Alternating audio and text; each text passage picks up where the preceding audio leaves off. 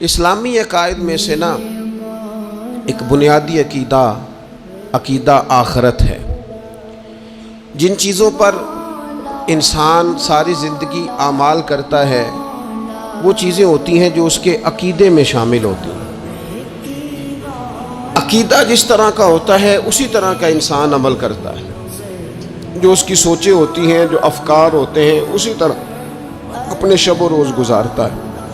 جن لوگوں کا عقیدہ آخرت مضبوط ہوتا ہے نا کہ ہم نے اللہ کی بارگاہ میں کھڑے ہونا ہے، ہم نے اس کی بارگاہ میں جا کے اپنے اعمال کا حساب دینا ہے، عقیدہ آخرت مضبوط ہو تو لازمی طور پر اعمال سنور جاتے ہیں۔ انسان جواب دہی کے تصور کے ساتھ اپنے معاملات زندگی کو بار بار صحیح کرنے کی کوشش کرتا ہے۔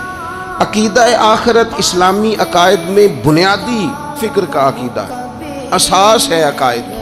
اگر کسی شخص کا یہ خیال ہو جائے کہ میں بس یہی زندگی ہے، کھا لو پی لو موج کرو، تو ظاہر ہے وہ فنا کا نام جب رکھ لے گا زندگی کو اور وہ دوبارہ اٹھنے کا قائل ہی نہیں ہوگا تو وہ تو کسی قانون کا پابند ہی نہیں رہے گا، وہ تو کسی چیز کی پابندی نہیں کرے گا، کسی چیز سے پرہیز نہیں کرے گا، من چاہی زندگی گزارے گا۔ عقیدہ آخرت، اللہ کی بارگاہ میں کھڑا ہونے کا تصور، یہ انسان کو سوار دیتا ہے۔ یہ ایک ایسا مراقبہ ہے جو تزکیہ نفس کر دیتا ہے، انسان کا باطن سنور جاتا ہے، اخلاقیات میں تبدیلی آتی ہے۔ پھر کوئی کیمرہ بھی نہ لگا ہو نا، کوئی بھی نہ دیکھ رہا ہو تو بندہ پھر بھی نیک ہو جاتا ہے، کیونکہ اس کا خیال ہوتا ہے میرا رب مجھے دیکھ رہا ہے، صبح قیامت میں اپنے رب کی بارگاہ میں کھڑا کیا جاؤں۔ تو عقیدہ آخرت کی مضبوطی، اس تصور کا مضبوط ہونا امت مسلمہ کے لیے نہایت ہی ضروری ہے۔ آپ دیکھیے قرآن مجید فرقان حمید ہماری توجہ دلاتا ہے، اور سورۃ القیامہ کے اندر اللہ کریم نے ارشاد فرمایا ایحسب الانسان، کیا آدمی اس گھمنڈ میں ہے، کیا انسان کا یہ خیال ہے ان یترک سدی، کہ اسے آزاد چھوڑ دیا جائے گا، اس سے پوچھا نہیں جائے گا؟ کیا انسان یہ سمجھتا ہے اس سے کوئی سوال؟ ایحسب الانسان، کیا انسان اس گمان میں ہے، اس گھمنڈ میں ہے ان یترک سدی، اسے آزاد چھوڑ دیا جائے گا، کوئی پوچھنے والا نہیں ہوگا؟ اسے آزاد نہیں چھوڑا جائے گا، اس پر پابندیاں ہیں، اس پر کچھ قیود ہیں، اسے کچھ حدود بتائی گئی ہیں، اسے ایک دائرہ کار دیا گیا ہے، اسے بتایا گیا ہے کہ یہ حلال ہے، یہ حرام ہے، یہ تیرے لیے جائز ہے، یہ تیرے لیے جائز نہیں ہے۔ اس چیز کی حد تک تو آگے بڑھ سکتا ہے، یہاں سے اس لائن کو تو کراس نہیں کر سکتا، اس پر پابندیاں ہیں، ان پابندیوں کے بیچ رہ کے وہ زندگی گزارے گا۔ اور یہ بھی یاد رکھے، یہ آیت ایک دوسرا معنی یہ دیتی ہے کہ یہ مت سمجھے کہ صبح قیامت اسے چھوڑ دیا جائے گا، اس سے پوچھا جائے گا، اس سے سوال کیا جائے گا۔ اللہ کی بارگاہ میں جب یہ کھڑا ہوگا تو اسے اپنے اعمال کا حساب دینا ہو۔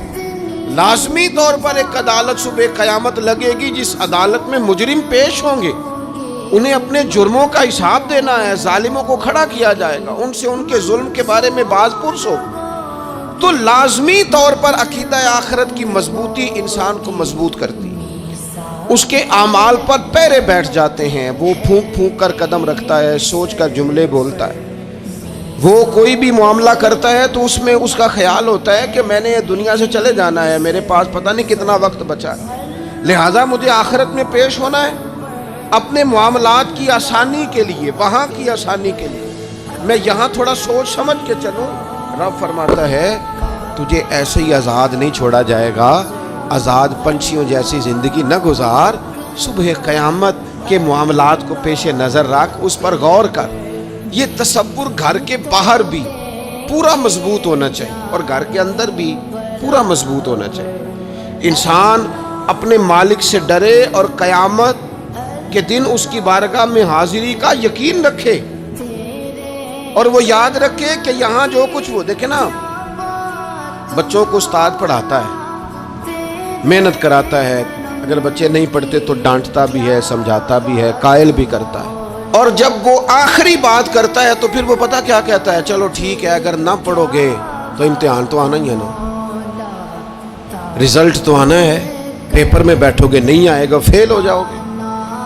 یہ لاسٹ پر یہ بات ضرور ہوتی ہے، اور یہ امتحان دینے کا تصور اور امتحانی سینٹر میں جانے کا خیال طالب علم کو مجبور کرتا ہے کہ میں اسباق تیار کروں، میں بار بار اس پر غور کروں، میں کتاب کو سمجھوں، میں اس کو حل کروں چیزوں کو، تاکہ جب میں مرکز میں جاؤں پرچہ دینے کے لیے امتحانی سینٹر میں تو پھر مجھے پریشانی کوئی نہ ہو۔ بس سمجھانے کے لیے بات عرض ہے کہ یہاں لوگوں کو بتایا جاتا ہے، قائل کیا جاتا ہے یہ حلال ہے، یہ حرام ہے، یہ تیرے لیے ٹھیک نہیں ہے، یہ تیری حدود ہیں، یہ تیرے قیود ہیں، یہ تیرا دائرہ کار ہے۔ لیکن اگر پھر بھی کوئی بندہ باز نہ آئے، پھر بھی کوئی شخص باز نہ آئے، پھر اس کو کہا جائے گا صبح قیامت اللہ خود حساب لے لے گا، پھر تجھے مالک اپنے سامنے کھڑا کرے گا، ثم لتسألن یومئذ عن النعیم، پھر وہ تجھ سے ایک ایک نعمت کے بارے میں سوال کر لے گا، پھر تجھے جواب دینا ہوگا۔ تو اس تصور کو اپنی زندگی میں لاگو کریں کہ ہم نے مرنا ہے، اللہ کی بارگاہ میں جان، اس تصور کو پوری طور پر طاری کریں اپنے ذہنوں میں۔ یہ جو رسمی سی بات ہے نا، پتہ نہیں کب چلے جانا ہے، جو جانے والے ہوتے ہیں ان کی کوئی تیاری بھی ہوتی ہے، جن کو پتہ ہوتا ہے نا وہ رمضان المبارک میں نا کئی دفعہ ایسا ہوتا ہے کہ ٹکٹیں نہیں مل رہی ہوتی اور عمرے کے ویزے لگ چکے ہوتے ہیں، تو ایجنٹ کہہ دیتے ہیں جانے والوں کو کہ تیاری رکھنا، کسی وقت بھی میرا فون آ جائے گا۔ تو لوگوں نے بیگ باندھ لیے ہوتے ہیں، سامان تیار کر لیا ہوتا ہے، سارے انتظامات کر کے رکھے، کیوں کہ پتہ نہیں کس وقت بلاوا آ جائے گا۔ تو روز کہتا ہے پتہ نہیں اللہ کی جانب سے کس وقت بلاوا آ جائے گا۔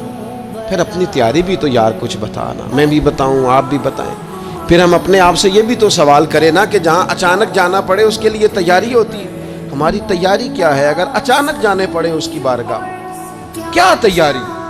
روز دیکھ رہے ہیں نا، کچھ لوگ روڈ پہ چڑھے تھے پہنچ نہیں سکے، ہاسپٹل گئے تھے پہنچ نہیں سکے، کچھ لوگ کسی فیلڈ میں کام کر رہے تھے، ڈگری نہیں مل سکی، جا ہی نہیں سکے، وقت آ گیا۔ تو اگر وہ ٹائم آ جاتا ہے اس کی بارگاہ میں حاضر ہونا پڑ جاتا ہے، تیاری کیا ہے؟ نبی پاک علیہ الصلوۃ والسلام گھر کے اندر اپنے گھر والوں کی تربیت کے لیے اور تعلیم امت کے لیے ایک دعا مانگتے تھے۔ حضرت عائشہ صدیقہ کہتی ہیں حضور دعا مانگتے تھے، مشکات میں موجود ہے۔ کیا دعا تھی؟ اللہم حاسبنی حسابا یسیرا، اے اللہ ذرا حساب آسان کر کے لینا۔ یہ حضور تعلیم امت کے لیے دعا مانگتے، اللہ حساب ذرا آسان کر کے لیجیے، مالک کرم فرمانا۔ حضرت عائشہ صدیقہ رضی اللہ تعالیٰ عنہ ارشاد فرماتی ہے، میں نے عرض کیا یا رسول اللہ صلی اللہ تعالیٰ علیہ وسلم یہ آسان حساب کا کیا مطلب ہے؟ تو حضور فرمانے لگے عائشہ آسان حساب کا مطلب یہ ہے کہ رب کریم بندے کے نامہ اعمال پر نظر ڈالے گا اور پھر اللہ تبارک و تعالیٰ اس سے درگزر فرما دے گا۔